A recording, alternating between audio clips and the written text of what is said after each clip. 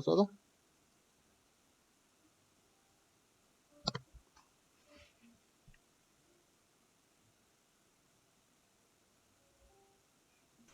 Miramos lo que fue el incidente, profesor, que son juicios accesorios pequeños que dependen de un juicio principal.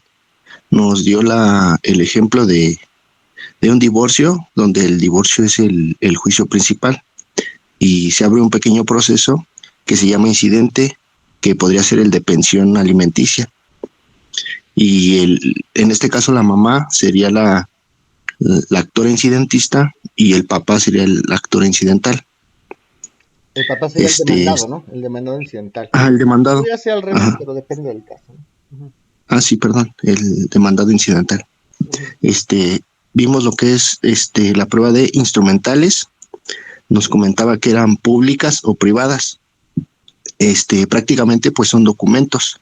En los públicos son aquellos que son expedidos por una autoridad competente en ejercicio de sus funciones, como una copia certificada del acta de nacimiento, el acta de matrimonio o una escritura pública. En las privadas son aquellos documentos que se expiden entre particulares, como ejemplo sería un contrato o un cheque. Y estas se anuncian desde el escrito inicial de demanda, desde la contestación de demanda o en el desahogo de vistas a las excepciones y defensas. Perfecto. En las instrumentales de actuaciones, estas son todas y cada una. La prueba se llama instrumental de actuaciones. ¿Qué más? Instrumental de actuaciones, perdón. Son obligadas y son todas y cada una de las constancias del proceso. Son todos aquellos documentos públicos que se encuentran endosados en el expediente o en cualquiera de sus cuadernillos. En la presuncional legal y humana, es presuncional y se divide en legal y humana. En la legal son presunciones que la misma ley establece y que se presume que son ciertas o no. Y en la humana son actos que hacemos los seres humanos que podrían ser ciertos o no. Nada más la diferencia es que una está establecida en la ley y la otra es una ley humana, se podría decir.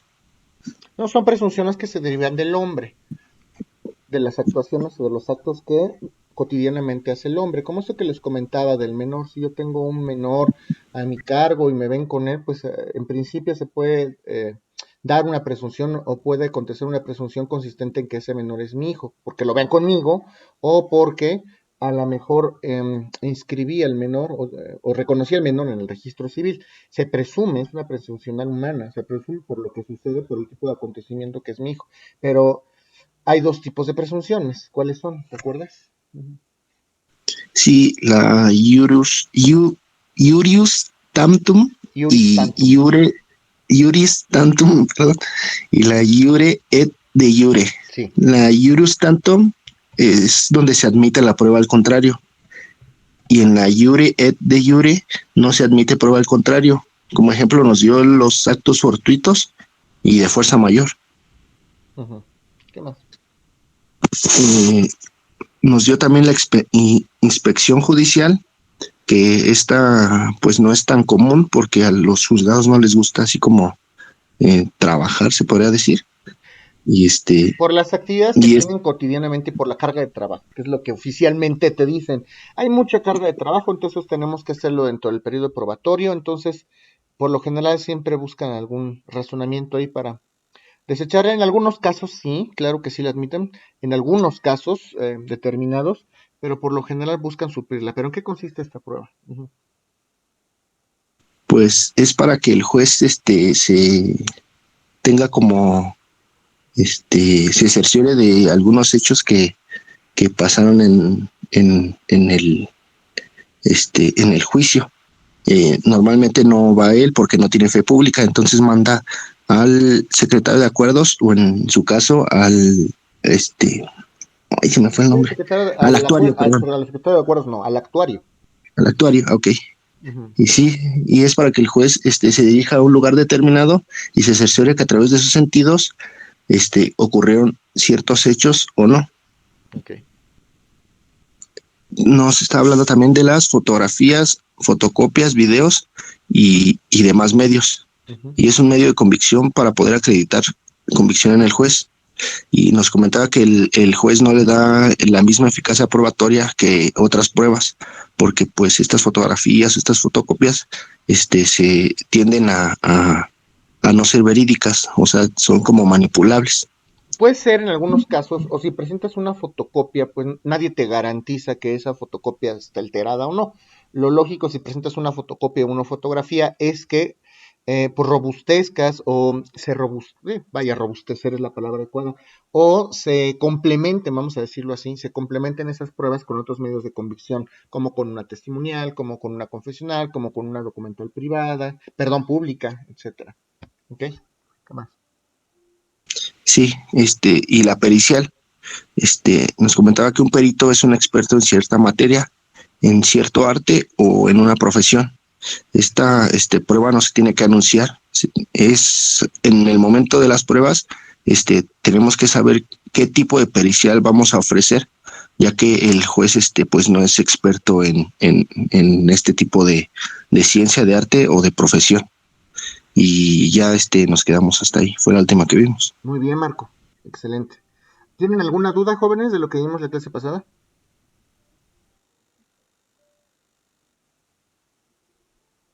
Vamos a continuar Ningún, entonces. Sí, perdón, Estedre.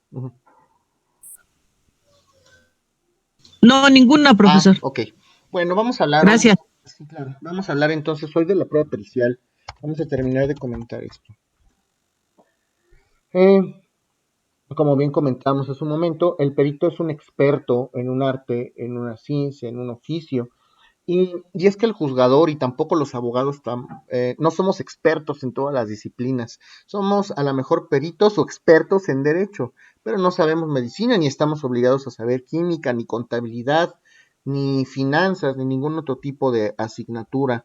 Entonces, cuando necesitamos acreditar al juez alguna circunstancia o algún acontecimiento muy concreto que requiera del auxilio de un experto, para podérselo acreditar a través de un medio probatorio, podemos exhibir entonces esta prueba pericial. El perito entonces lo que va a hacer es un estudio de campo. Eh, Al que le interese, pues, está bastante interesante este tema, es todo un capítulo. Yo, al que le interese, les estoy dando yo una asignatura también optativa a los de quinto, que es la actividad pericial, para ver todas y cada una, y si no todas, por lo menos gran parte de las disciplinas que hay en ese tema del ámbito pericial. Y hay bastantes situaciones de campo. Podemos hablar desde el perito en grafoscopía y documentoscopía, dactiloscopía, finanzas, contabilidad, medicina, genética forense, serología, química, balística, matemáticas, biología, lo que a ustedes se les ocurra, cerrajería, informática, audio y foniatría, video, lo que ustedes necesiten acreditar dependiendo de la característica específica del proceso al que estén atendiendo, pues tendrán ustedes que saber la prueba en psicología, la prueba en psiquiatría, en trabajo social. Hay bastantes disciplinas que se pueden acreditar y bastantes extremos que se pueden acreditar a través de esta prueba pericial. Y se dice que la prueba pericial es una prueba colegiada. ¿Por qué es colegiada? Porque al final del día el juez tampoco está obligado a basarse o a basar su sentencia específicamente en lo que determine o diga el perito. Claro que no. Solamente es un medio de convicción que sí, claro, en algunos casos pesará un poco más que otras pruebas, pero tampoco es que sea la verdad universal. Por ejemplo, les voy a comentar por ahí algún tema ahorita. Vamos a poner un ejemplo de un pagaré que es firmado por alguna persona. Ahorita lo platicamos. Pero antes de ello, quiero comentarles de qué manera se ofrece esta prueba. Como bien lo contaba por ahí Marco, esta prueba no se anuncia. Entonces, cuando se abre el periodo de prueba, el periodo común de 10 días, en el escrito de pruebas, obviamente vamos a ponerle ahí vamos a suponer que es el 1 romano, se ofrece la prueba pericial y tengo que especificar el tipo de prueba pericial en cuanto a la materia. La prueba pericial en materia de grafoscopía y documentoscopía, por ejemplo. Grafoscopía y documentoscopía. Tienen que especificar claramente la materia sobre la cual va a versar la prueba pericial. Y tienen que designar a un perito. En este caso, pues puede ser un perito particular, ustedes pueden contratar algún perito. Hay peritos, no necesariamente tienen que estar adscritos al tribunal, Claro que si están adscritos al tribunal van a tener un poco más de experiencia y van a poder saber hacia dónde van las cosas, qué preguntar, qué no preguntar, etcétera. Pero tampoco es forzoso, ¿eh? La ley no me obliga a que si yo voy a ofrecer una prueba pericial tenga que ser a fuercita uno de los peritos que están designados, porque hay un listado oficial de peritos que están adscritos al tribunal. Sí, se adscriben al tribunal, se dan de alta y pues en algún momento dado cuando el juez los llama para hacer eh, para hacer un estudio, un dictamen como terceros en discordia, pues los puede llamar al azar. Ahorita vamos a hablar de eso. Pero entonces tienen que designar, ¿no? Ofrezco la prueba pericial en materia de grafoscopía y documentoscopía a cargo del licenciado, tienen que poner el grado, a cargo del licenciado, del maestro, del doctor, del especialista, de lo que sea, Juan Trujillo López, y tienen que señalar, entonces, es el nombre, el grado, el número de cédula profesional, esto es muy importante. Un requisito, muchachos, esto es muy importante, porque con un requisito que les falte, les desechan la prueba, ¿eh? Es bastante importante esto. La prueba pericial en materia de grafoscopía y documentoscopía a cargo del señor tal, del licenciado tal, con número de cédula profesional eh, tal, expedida a su favor por la Dirección General de Profesiones. Tiene que señalar un domicilio, el domicilio del perito, para oír y recibir notificaciones. Y dependiendo de la prueba pericial que ustedes vayan a ofrecer y a desarrollar durante el proceso, vamos a saber o no si son necesarias algunas diligencias en el juzgado. Por ejemplo, si yo ofrezco una prueba pericial en materia de grafoscopía y documentoscopía, obviamente el perito en grafoscopía va a necesitar hacer tomar una muestra de firma o de rasgos escriturales del actor o el demandado, según sea el caso. Vamos a suponer que el actor demanda el cobro de un pagaré. Este señor, yo le presté dinero, le presté 50,000 pesos y no me los pagó. Y me firmó el pagaré para garantizar este adeudo. Y el pagaré se vencía hace 2 meses, no me lo pagó.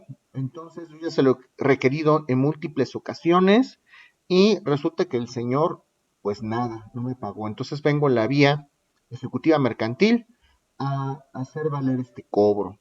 Y entonces el demandado, al momento de oponer excepciones y defensas, dice que el título es total y absolutamente falso. Yo no firmé este documento está alterado, esa no es mi firma. Y para acreditarlo, ofrezco la prueba pericial en materia de grafoscopía y documentoscopía. Debe tener como objetivo acreditar que mi firma no coincide, no es concordante con la del documento cuestionado. ¿Qué va a hacer el perito? Pues obviamente va a necesitar hacer una toma de firmas, va a necesitar hacer un examen escritural, va a hacer un análisis, y entonces el perito a lo mejor desde el principio ya sabe y le tiene que comentar al abogado que va a solicitarle al juez una audiencia. También se le puede solicitar ahí mismo cuando ofrezcan las pruebas.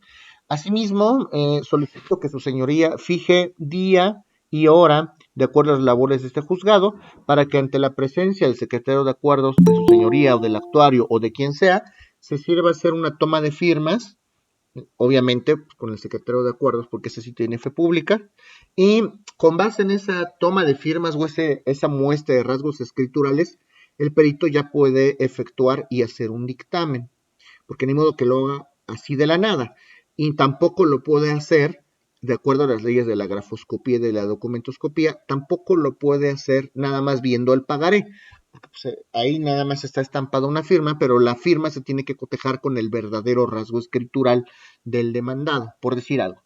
Entonces solicito a su señoría que fije una fecha de acuerdo a las labores de este juzgado para tal efecto.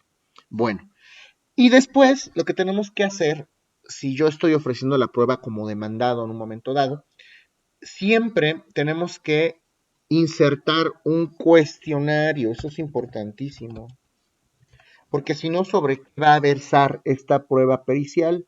Este cuestionario lo tiene que insertar o lo tiene que poner, relatar, escribir la parte que ofrece la prueba, en este caso el demandado, y todas estas preguntas son las que tendrá que resolver el perito en su dictamen. Bastante importante, porque si yo no hago las preguntas adecuadas, entonces el perito a lo mejor no va a emitir la conclusión adecuada y esa prueba no me va a servir para nada. Dependiendo de la especialidad, los peritos cobran. Un perito en grafoscopía, dependiendo del asunto, algunos cobran por cuantía del asunto, otros cobran alguna tarifa fija, están alrededor de los 12, 15 mil pesos más o menos, en lo que se refiere a grafoscopía y documentoscopía. Los financieros, los contadores son un poquito más aventurados en cuanto al cobro, depende de la especialidad. Entonces, pues tendrá que ser de esta manera. Hacemos el cuestionario, muchas veces como nosotros, abogados, expertos en derecho, no sabemos a lo mejor, yo sí sé que quiero acreditar, lo que quiero acreditar es que la firma del demandado no es concordante con la del título cuestionado, pero ¿qué tengo que preguntarle al perito para que él llegue a esa conclusión?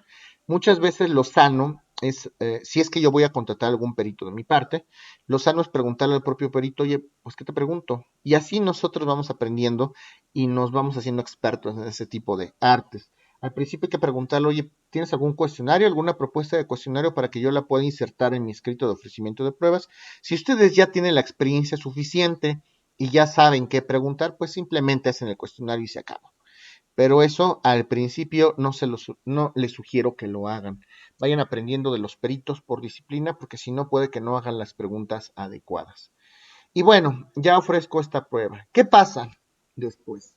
Una vez que termino mi escrito de ofrecimiento de pruebas, entre ellas vamos a comentar esto, ofrezco la prueba pericial, promuevo en tiempo y forma mi escrito de ofrecimiento de pruebas y en el auto admisorio de pruebas, si yo como demandado ofrecí la prueba pericial, el juez no me va a admitir la prueba en automático. La prueba pericial es una prueba colegiada. Ahorita les voy a explicar qué es eso de colegiado. Lo que va a hacer el juez en ese auto admisorio de pruebas es darle 3 días al contrario para que manifieste lo que su interés convenga. Oye, actor, el demandado ofreció una prueba pericial en materia de grafoscopía y documentoscopía para acreditar que la firma no es concordante con la del documento cuestionado. ¿Qué tienes que decir al respecto? Y entonces el perito, más bien el actor, perdón, y entonces el actor puede hacer dos cosas. Bueno, puede hacer tres cosas. Puede hacer un escrito arguyendo o diciendo puras tonterías, que a veces así pasa, tendientes a que les desechen la prueba.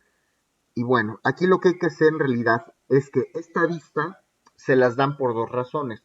Uno, tienen que manifestarse respecto de la pertinencia de la prueba. ¿Okay? ¿Qué quiere decir esto de la pertinencia de la prueba? Si esa prueba pericial es la idónea o no para acreditar lo que quiere acreditar el demandado en este caso, ¿no?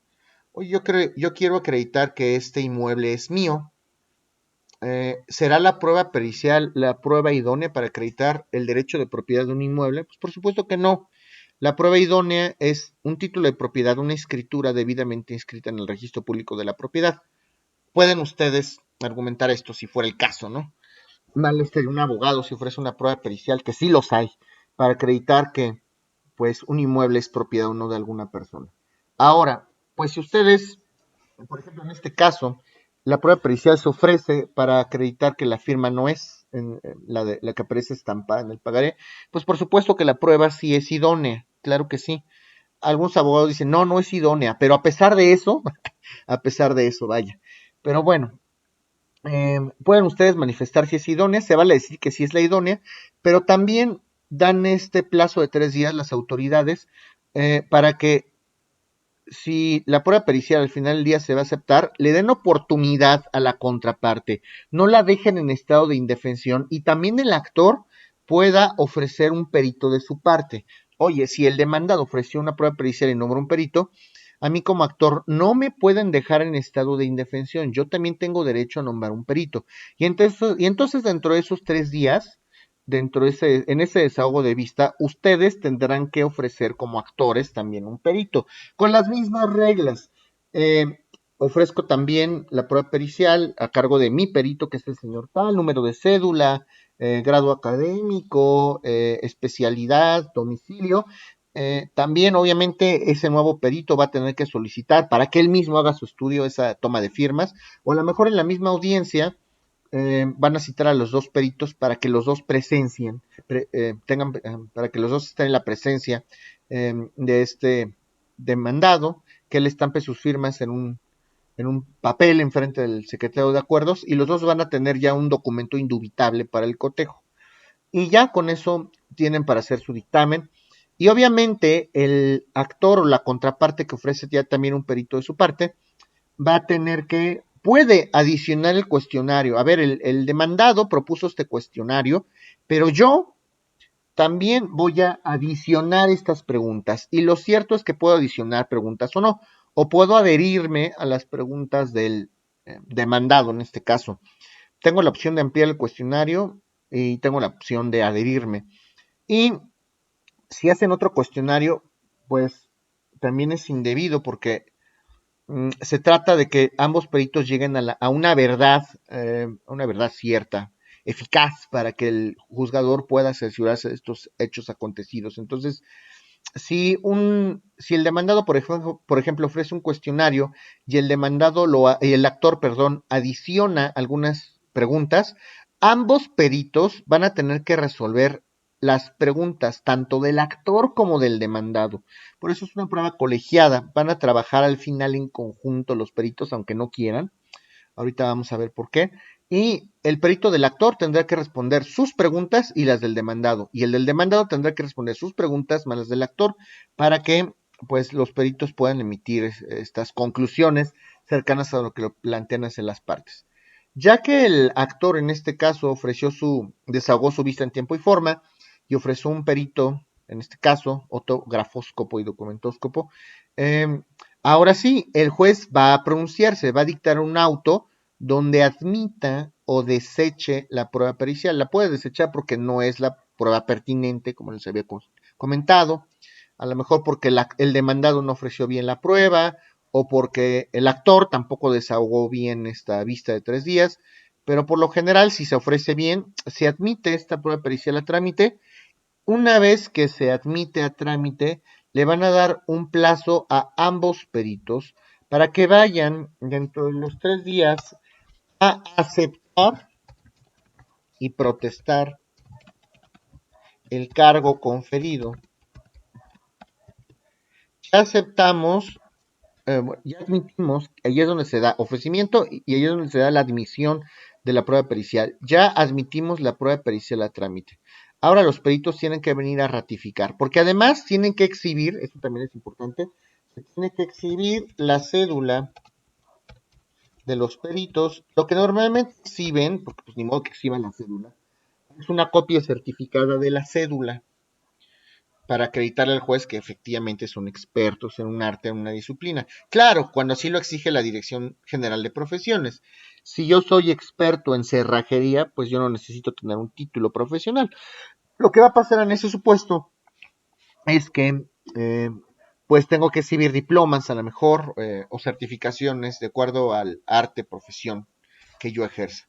Entonces, los peritos tienen que ir a ratificar de manera personal al juzgado su nombramiento, si lo acepto, y además lo hacen por escrito. Bueno, promueven un escrito, de hecho, al principio, promueven un escrito, si acepto el cargo conferido, y además tienen que manifestarle al juzgado en el escrito que tienen la capacidad y los conocimientos suficientes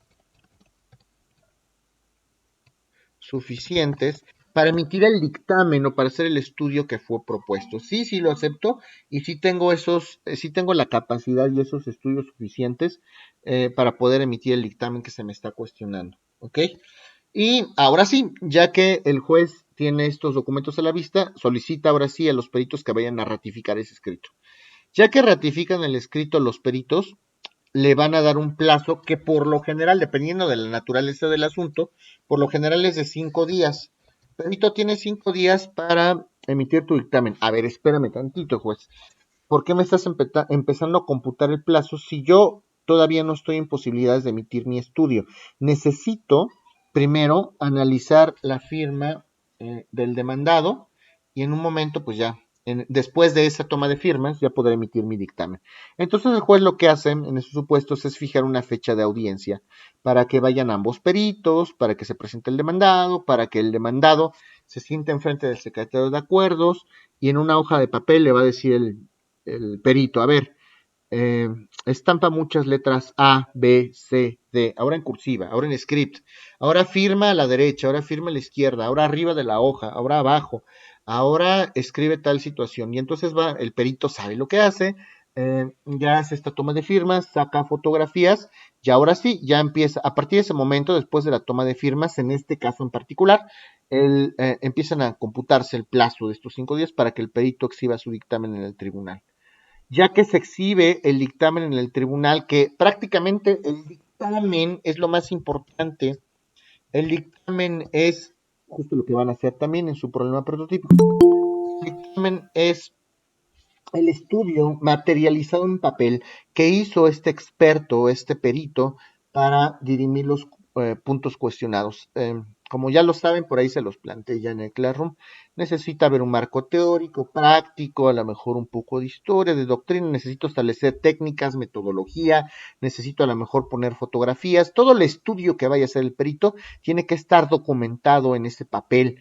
Y al final, lo más importante, las conclusiones, el perito va a determinar las conclusiones y obviamente tiene que venir respondido el cuestionario del actor, del demandado, y al final la conclusión. Se concluye que esta firma no corresponde a la del demandado por todo el estudio que se hizo, por las razones que hay anteriormente, con base en las técnicas que se empleó. Obviamente el perito del demandado va a decir que no es la firma, el perito del actor va a decir que sí es la firma, y en esos casos, ¿qué sucede? Pues ahora sí, el juez de su lista de peritos adscrita al tribunal escoge uno al azar, este mero, y llama por teléfono. Obviamente, se supone que los peritos no saben que los van a llamar, se supone que las partes no saben que van a hablarle a qué perito en particular, y ya que nombran al perito, pues se emite un auto donde dice se designa el perito Juan Pérez para que haga el dictamen, se ponen a su disposición los autos y tiene que rendir su dictamen. Y le dan un plazo que puede oscilar entre los 10, los 5 o los 15 días, dependiendo de la naturaleza, porque ahí sí los jueces pues hacen lo que quieren en realidad, porque como los peritos del tribunal necesitan ser un poquito más flexibles, pues porque tienen carga de trabajo, se les da un poquito más de flexibilidad.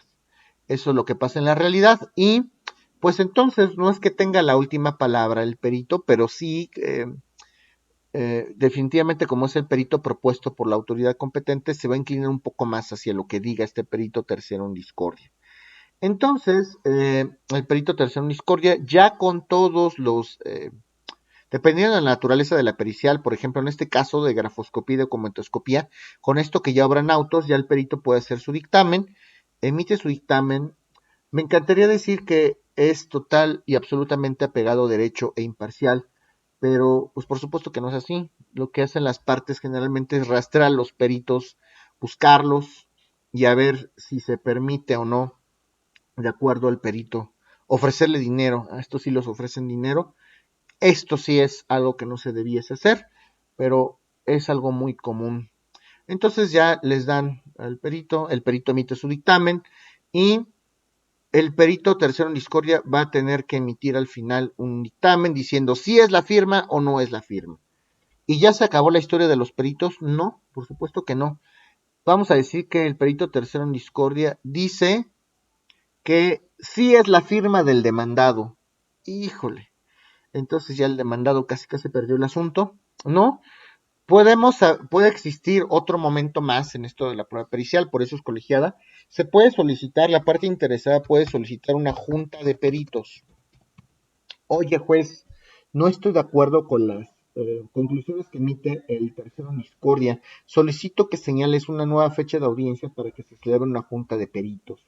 Y entonces van a llamar a los peritos al perito del actor, al perito del demandado y al tercero en discordia a una audiencia pública, donde los abogados van a poder cuestionar A todos y cada uno de los peritos, al del actor, al del demandado y al tercero en discordia. A ver, a mí explícame con base en qué metodología, con base en qué técnica, con base en qué razonamiento concluiste que sí es mi firma, porque está claro a todas luces, está mejor elaborado el perito, mi perito, el dictamen de mi perito, y pues por supuesto que no es mi firma. Dependiendo de lo que digan los peritos, se va a poner interesante, podemos analizar en un momento dado cómo se desarrolla la junta de peritos. Obviamente todos los cuestionamientos y todas las respuestas tienen que ser anotadas en un acta formal que está por ahí redactando el escribano del secretario de acuerdos, y todas esas consideraciones en su momento serán valoradas por parte del juzgador al momento de dictar una sentencia. Sí, al final el juez tiene la última palabra, el juez puede valorar, bueno, sí, el perito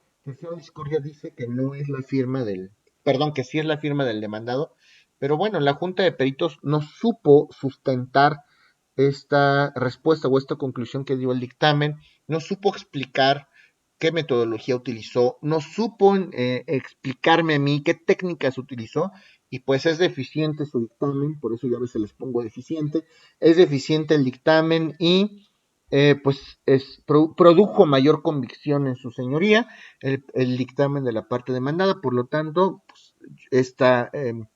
este juzgador llega a la conclusión, con base en estos elementos, de que no es la firma del demandado y por lo tanto se le absuelve. De ese tamaño puede ser una prueba pericial. Y se acabó. ¿Tienen alguna duda? Por eso la dejé al final, porque pudiera ser a lo mejor la más...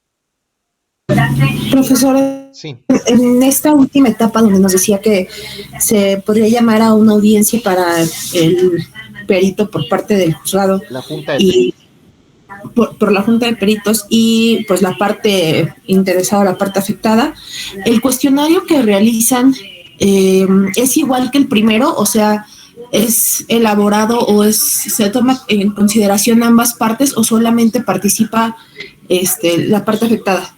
No, si tú haces la junta de peritos, van a asistir, tienen derecho a asistir tanto el abogado del actor como el abogado del demandado. Pero a ver, el cuestionario es otro momento. Cuando yo ofrezco la pericial en grafoscopía, cuando la ofrezco, ahí mismo ofrezco el cuestionario. Y el demandado, o bueno, el actor, la contraparte, va a poder adicionar o va a poder adherirse al cuestionario. Ya no, después de eso, ya no se pueden hacer nuevas preguntas. Ya no se puede. En la junta de peritos directamente se le van a hacer cuestionamientos a los peritos. Oye, a ver, a mí explícame, por qué sí, por qué no. Pero ya no es parte del cuestionario que ofrecieron las partes. Aquí lo que se va a hacer es tratar de hacer preguntas abiertas a los peritos. Lo puede hacer el abogado del actor y el del demandado, justamente para acreditar la eficacia probatoria o la calidad del dictamen o el nivel de estudio del dictamen o no. Entonces, ambas partes, tanto el abogado del actor como el demandado, pueden cuestionar a cualquiera de los peritos, actor, demandado o tercero en discordia, con el propósito de desvirtuar o de reforzar, ¿no? En un momento dado. Pero obviamente no nada más va el abogado de la parte afectada, va también el abogado contrario, y por supuesto que el abogado contrario también puede hacer preguntas pues a cualquiera de los peritos para desvirtuar lo que dice el contrario. ¿Sí me explico? Sí, entonces se podría decir que a esta última etapa, eh, a esta última audiencia más bien se le llamaría o se le conocería como junta de peritos. Sí, esta última etapa es, que es optativo además, se le conoce como junta de peritos. Cuando los dictámenes son contradictorios del actor y del demandado, del perito del actor y del demandado, el juez por ley está obligado a nombrar un perito tercero en discordia, solo cuando son contradictorios, que casi la gran mayoría de las veces lo va a hacer. Por supuesto, son intereses opuestos.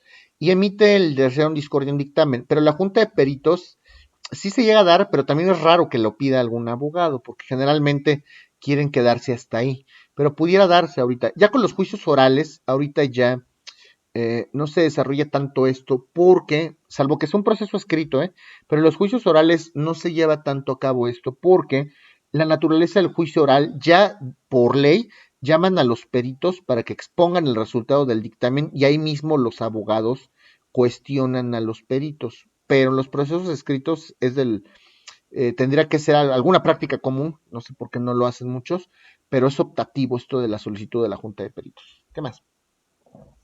Ujú, Profesor, yo tengo una pregunta. ujú. En caso de que el juez detecte alguna anomalía por parte del tercer perito o el perito en discordia, puede solicitar otro perito.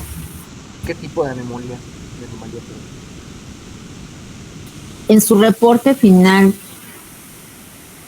El juez puede Salazar, ser que haya alguna exactamente. Sí, sí, o sea, yo ahí te va, entiendo que el juez Salazar, elige un ajá, perito. Por eso la prueba pericial es colegiada, porque el juez no se va a quedar nada más con lo que diga el tercero en discordia.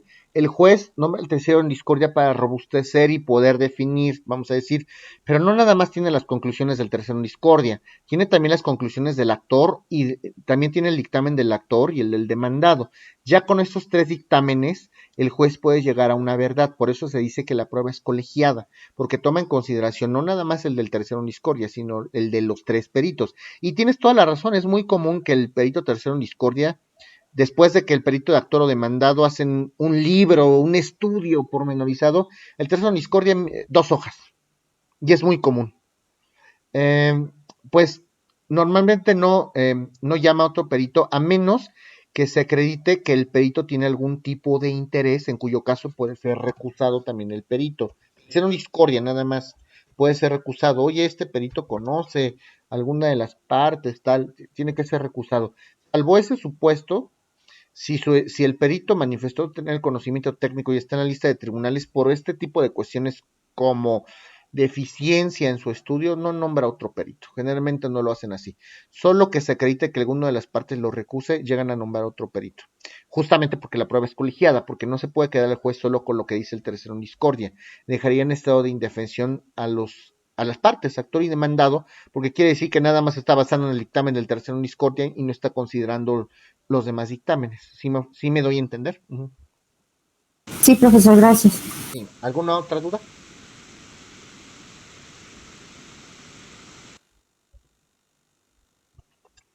¿Todo claro de esta prueba pericial? Sí, profesor, ¿cree que en algún momento sea posible que nos comparta un ejemplo de estos ¿De escritos, dictamen? por ejemplo, de pruebas, del escrito inicial de demanda, alguno que usted a lo mejor haya elaborado, Sí, por solamente supuesto que sí. Con con el muchísimo propósito gusto. de... Ay, muchas gracias. Si quieren la próxima clase, me recuerdan.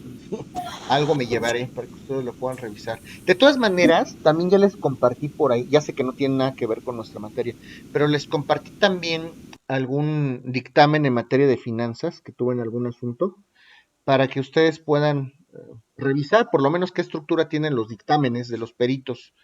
Ya sé que no les va a servir de gran cosa para poder elaborar el dictamen que les solicita, pero les va a servir de guía para que vean de viva voz ustedes cómo es un dictamen, que sepan cómo se establecen las partes, el rubro, la metodología. Es un dictamen en finanzas que no está mal. Digo, no les di el dictamen completo porque tiene muchos anexos y es un libro completo, pero por lo menos las conclusiones y el estudio que hizo en un momento dado la perito, pues están adecuadas. Entonces, sí, por supuesto que sí, vamos a hacerlo así y les llevo los documentos, claro que sí, Muchas gracias, profesor. claro que sí. ¿Alguna otra duda, muchachos? Sí, profe, una pregunta, bueno, ya nos explicó todo esto de la pericial, pero así como todo viene reglamentado, todo esto lo encontramos en el Por código de supuesto que sí, procedimientos. por supuesto que Ok, sí. Todo lo que les estoy diciendo, absolutamente todo lo referente a las pruebas, a la mecánica, al ofrecimiento, a la admisión, todo, absolutamente todo, viene en el Código de Procedimientos Civiles para el Distrito Federal. Todo, ¿eh? Todo. ok. Y este tema de las periciales va a aplicar dependiendo de la materia, claro, ¿no? Sí, pues depende de qué quieras acreditar y de qué sea tu juicio, ¿no? Si tú quieres, Ajá. por ejemplo, en este caso, tú quieres acreditar que la firma cuestionada no es concordante, pues obviamente vas a ofrecer esto. Si quieres acreditar un hecho ilícito derivado de una responsabilidad civil extracontractual, un daño moral, ofreces una pericial en materia de medicina, ¿no? Si tú quieres, por ejemplo, estos procesos de filiación, lo que lo conocen ustedes como el examen de ADN, una pericial en genética molecular, ¿no? Por decir algo. Dependiendo de lo que quieras tú acreditar en juicio. Gracias, profe. Sí, De hecho, Alberto, perdón, las pruebas están a partir del 278, el capítulo segundo, y la pericial en particular a partir del 346. excelente. Muchas gracias, Alma. Mm, Gracias por el dato. sí, sí. Sí, Bueno, ¿alguna duda, muchachos, de esto que les acabo de comentar? Bueno, ya avanzamos bastante porque con esto cerramos justo el análisis de todas estas pruebas que pudieran eh, ofrecerse o que pudieran estar previstas en la legislación civil. Eh, con esto prácticamente cerramos esta parte de teoría de la prueba.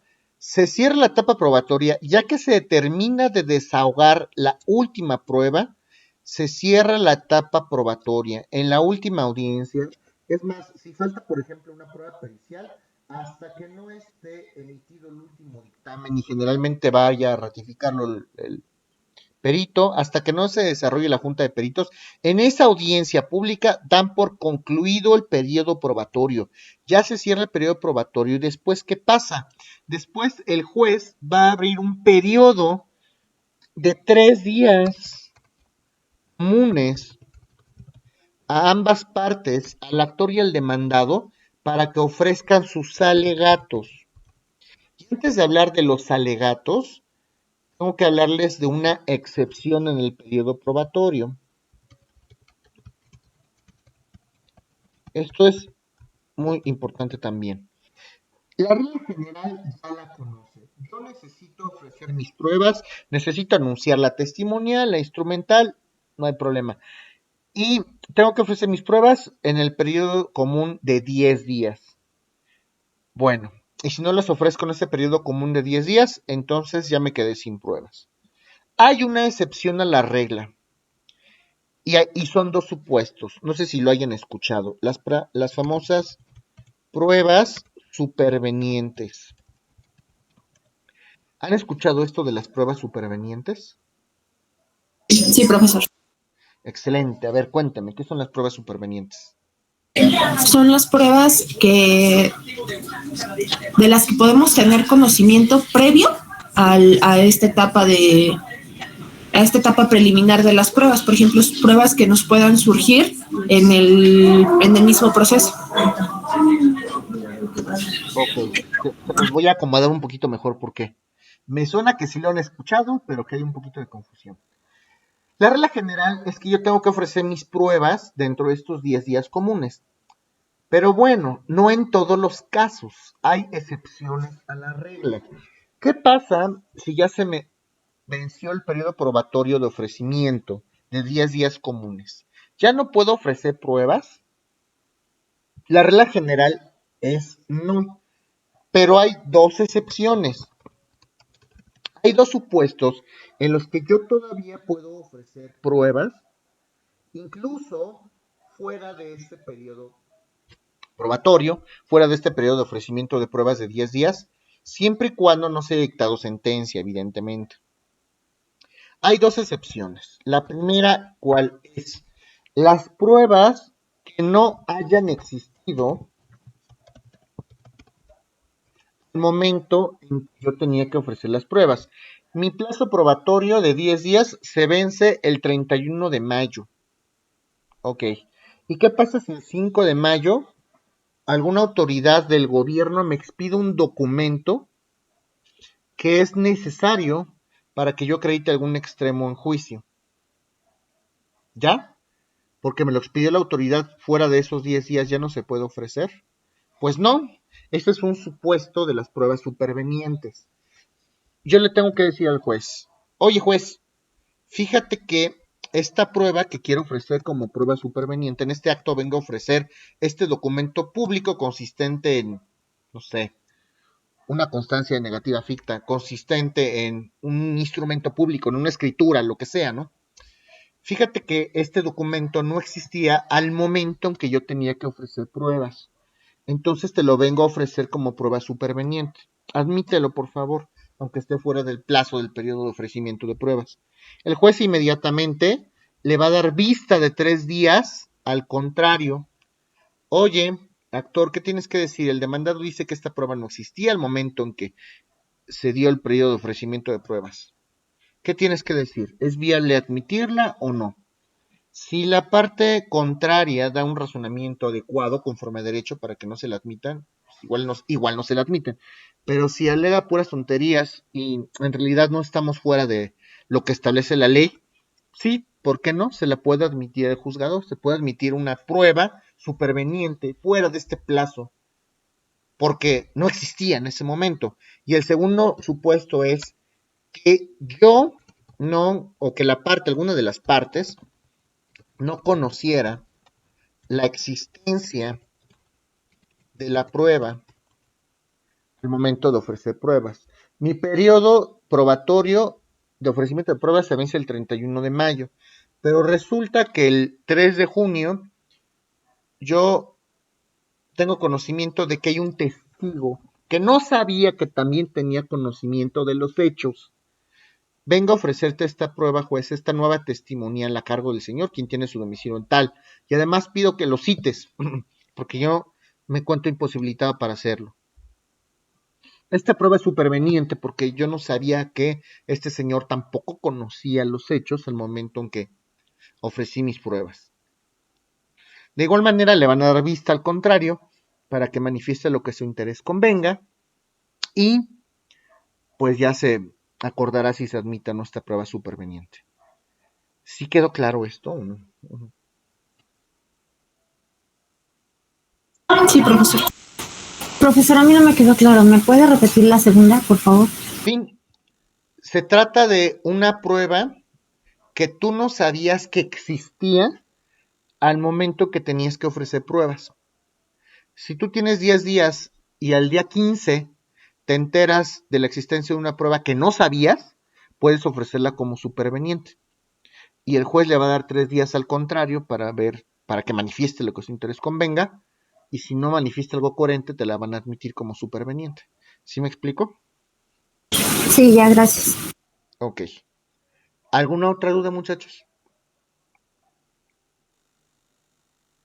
Entonces el proceso tiene muchas fórmulas y muchas herramientas interesantes para que podamos manejarlo. Entonces, no se inquieten, avienten, de verdad aviéntense un día un proceso. Claro, cuando estén egresados, muchachos. Y si no, pues durante su práctica profesional, durante la carrera vayan a algún despacho y inmiscúyanse en esto, digo, aviéntense de verdad cuando tengan que aventarse y llevar un proceso. No tengan miedo a absolver una prueba confesional, no tengan miedo a plantear una testimonial, no tengan miedo a hacer preguntas, a ofrecer peritos. Sí, al principio puede que cometan ciertos errores, pero son subsanables. Hay muchas herramientas dentro del proceso que les van a permitir a ustedes subsanarlo y se van a ir haciendo poco a poco expertos en esto. No es tan complicado como suena. Depende muchas veces de la complejidad y del tema, claro, pero en cuanto a proceso, el proceso lo pueden llegar a dominar muy fácil.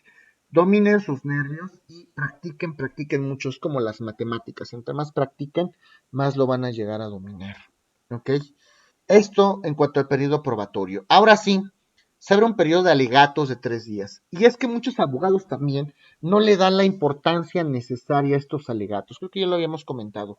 Los alegatos, y hay textos completísimos, hay doctrina, hay libros vastos de abogados que han hablado de estos alegatos.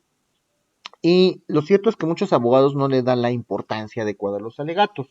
Muchas veces algunos tribunales tienen hasta por práctica consuetudinaria que después del periodo probatorio, ahí mismo de manera verbal le dicen a las partes, a ver, de una vez alegue, de una vez exponga sus alegatos. Híjole, podemos hacerlo, pero puede ser, y se puede hacer, claro que sí, pero si los hacen por escrito y el abogado, y el abogado de la audiencia está mayormente preparado, pues les van a dar una barrida. Hay que acostumbrarse también, por eso comentamos todo esto de la oralidad y por eso los evalúo de esta manera, porque el que esté mejor preparado en una circunstancia de esta naturaleza oral, pues va a tener en gran parte mayor beneficio, ¿ok? Entonces, el alegato prácticamente es lo último que le van a comentar al juez, lo último que le van a poder exponer al juez antes del dictado de la sentencia definitiva. Antes de que el juez dicte sentencia, ¿qué es lo último que me tienes que decir antes de que yo estudie el asunto y ya dé mi veredicto final llamado sentencia? Y algunos lo dejan pasar, algunos pues dicen hay 2, 3 cosas para no dejar pasar el momento. Lo cierto es que ustedes pueden hacer un auténtico proyecto de sentencia en esto de los alegatos. Ustedes, comentaba, es muy satisfactorio ver que se emite una sentencia y sea prácticamente un copy-paste de sus alegatos. Cuando eso les suceda en sus carreras profesionales, algo habrán hecho bien. Y empiezan exponiendo un resumen de todo lo que sucedió en el proceso, como si fueran los considerandos de la sentencia. A ver, juez, al principio se demandó en la vía ordinaria y se trata de una acción reivindicatoria, se emplazó el demandado contestó en tiempo, opuso estas excepciones y defensas, abrió el periodo probatorio, el actor ofreció estas pruebas, el demandado ofreció estas tantas porque no fue posible conciliar en términos del 272A, después se desahogaron estas pruebas de tal manera, y ahora sí, se proponen los siguientes alegatos y ustedes pueden exponer, ahora sí como abogados que son, verdaderos argumentos lógico-jurídicos fundados y motivados que pueden llegar a producir convicción en el juez. Yo creo que la sentencia la tendrías que dictar así, tendrías que condenar, tendrías que absolver con base en esto, con base en esta tesis de jurisprudencia, ahí sí lúzcanse, hagan lo que tengan que hacer y ahí se va a ver cómo estamos hechos los abogados, de qué estamos hechos. Y ya, ofrecemos estos alegatos, los desahogamos dentro del periodo de 3 días, en el periodo ordinario, porque en los juicios sumarios el periodo se reduce a 2 días. Pero en un proceso ordinario civil es de 3 días. Después de que ambas partes rindieron sus alegatos, ahora sí. Por regla general, los jueces tienen 15 días hábiles para dictar su sentencia definitiva. Viene el fallo, viene el veredicto final. Este periodo puede aumentarse a criterio del juez, dependiendo del grosor del expediente. Si es un expediente kilométrico, el juez puede emitir un acuerdo donde pues él mismo se autoriza tomar un poco más de tiempo para dictar la sentencia definitiva en razón al grosor del expediente. Y esto es la historia del proceso ordinario civil. ¿Alguien tiene alguna duda? Sí, profesor, ¿podría volver a repetirnos cómo se realizan estos alegatos? Nos decía que se realiza un resumen de... Pues un resumen de... Ahorita vamos a ver la sentencia. Digo, se plantea así porque ustedes en los alegatos pueden plantear verdaderamente un proyecto de sentencia. La sentencia tiene varias partes. Hablamos de un rubro también, de los considerandos, de los resultandos de los considerandos y de los resolutivos. Justamente así es por eso que en lo personal yo estructuro los alegatos, porque lo primero que te dice la sentencia es un resumen, el juez te va a hacer un resumen de todo lo que pasó en el proceso. Eso en la sentencia se le llama resultandos. Ahorita les voy a hablar de eso, justo. Entonces tú puedes hacer más o menos una mecánica similar y después ya viene, ahora sí, los considerandos, que es, como dicen vulgarmente, la carnita de la sentencia. Ahí es donde el juez va a razonar por qué va a absolver o va a condenar, cómo es que está estructurando su sentencia, ¿ok? Y luego ya vienen los resolutivos, que es lo que todos queremos ver. Primero, fue procedente la vía ordinaria civil planteada. Segundo, se condena a la parte demandada. Ah, sí, gané. Ah, el demandado perdió. Entonces, más o menos ese tipo de estructura se le pretende dar a los alegatos. Juez, vengo a rendir mis alegatos. Primero, te hago un breve resumen de lo que pasó y luego te hago un razonamiento lógico-jurídico de acuerdo a mi experiencia como abogado y te expongo por qué desde mi punto de vista deberías de concederme a mí la razón. ¿Sí me explico? Profesor, una pregunta. Este resumen obviamente se debe de entregar por escrito al juez, ¿verdad? Es lo general, pero es lo que les comento, dependiendo del criterio del tribunal, porque hay algunos tribunales que dicen, órale, expóngame sus alegatos aquí, en vivo y a todo color de manera oral. Hay quienes lo hacen así, pero eso no te exime que si estás dentro del periodo probatorio puedes hacer manifestaciones. A manera de manifestaciones puedes promoverlo, siempre y cuando pues no esté dictada todavía la sentencia, ¿ok? En los juicios orales y las conclusiones, estos alegatos son orales. ¿Ok? ¿Qué más? Sí, nada más, gracias. Ok. Nos dijo que en la vía sumaria tienen 2 días para Sí, los realizar juicios sumarios, los juicios sumarios son los juicios chiquitos, como un juicio ejecutivo donde los plazos son menores. Ya llegaremos ahí. ¿Ok? ¿Sí está claro? Y son 2 días para presentar los alegatos y en el ordinario son 3. Son 3 días, sí, así es. Gracias. ¿Alguna otra duda, niños? Yo, profesor, en estos alegatos, ¿puedo hacer mención de otros hechos que yo le conozca al demandado o no puedo hacer mención? Por ejemplo, no sé, que se dedique, que presuntamente tenga, bueno, no presuntamente, sino que tenga otros hechos similares en otros, no sé, en otros municipios. Tú puedes exponer lo que tú quieras en los alegatos, solamente que Y va a que quedar a criterio del juez y al árbitro del juez se van a valorar. A lo mejor el juez puede decir que eso no tiene relevancia con la litis, pero si tú lo quieres ajá. poner, pues lo puedes poner, no pasa absolutamente nada, a manera de Y, antecedente. y entonces retrocediéndome un poquito, esos otros hechos que son que yo de los que yo pueda tener conocimiento, ¿los puedo de alguna manera atraer a mi situación o no hay forma de poderlos atraer? Ya en ¿O la cómo etapa de podría? alegatos no, ya en la etapa de alegatos solamente le están exponiendo al juzgador pues prácticamente sus conclusiones del proceso. Esta es mi Ah, conclusión, tienes que concederme la razón por esto. Sí, digo, tú puedes ampliar, a lo mejor, no se queden con las ganas a lo mejor de exponer lo que quieran exponer, ya el juez ajá. calificará si es pertinente o no, pero de eso que puedan pues ya traer alguna conexidad o alguna litispendencia o lo que sea, para eso tuvieron en el proceso un momento específicamente diseñado para ello. Ya los alegatos solo exponen conclusiones. ¿Sí me explico? Ah, perfecto. Ajá, Ujú. sí, sí, sí. Ok, gracias. Ok. Que Sí. realmente Profesor, si el juez es objetivo, pues no debería de considerarlos, ¿no? Porque finalmente no le está dando derecho de réplica al demandado de poder defenderse de estos, Claro. pues de estas de estas cuestiones. nuevas, de estos nuevos acontecimientos o manifestaciones.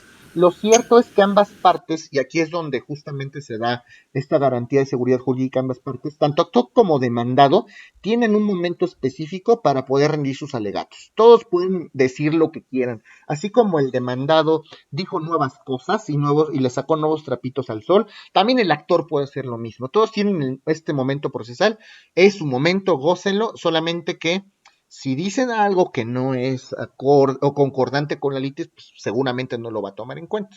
¿Ok?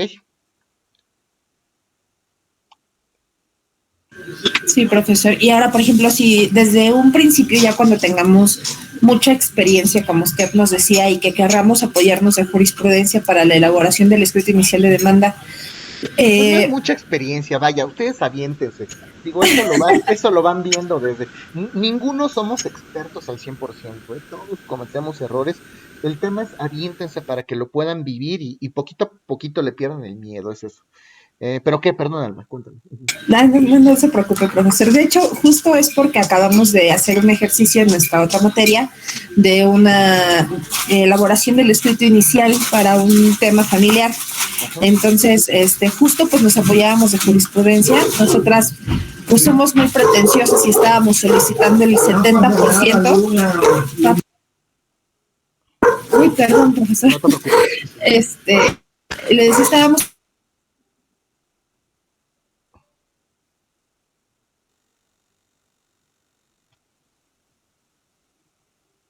Ya se nos fue Alma. Ujú.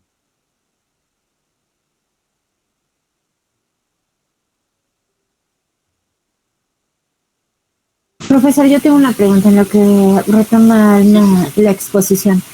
Este, a la hora de formular los alegatos, también podríamos apoyarnos de algunas jurisprudencias ya como para cerrar todo ese bloque. Claro que sí, por supuesto que sí. No hay ningún problema, por supuesto. Ustedes pueden, de hecho, entre más robustezcan esta parte de los alegatos, mejor va a ser para ustedes.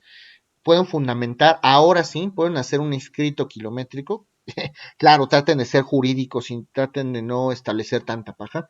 Traten de ser muy atinados, muy jurídicos, muy congruentes, pero pues ahí sí se vale que ustedes fundamenten con todo lo que tengan que fundamentar. ¿Ok? Perfecto, muchas gracias. Claro que sí. Bueno, ahorita en lo que regresa Alma. Son 10:16. Nos vemos 10:26, por favor.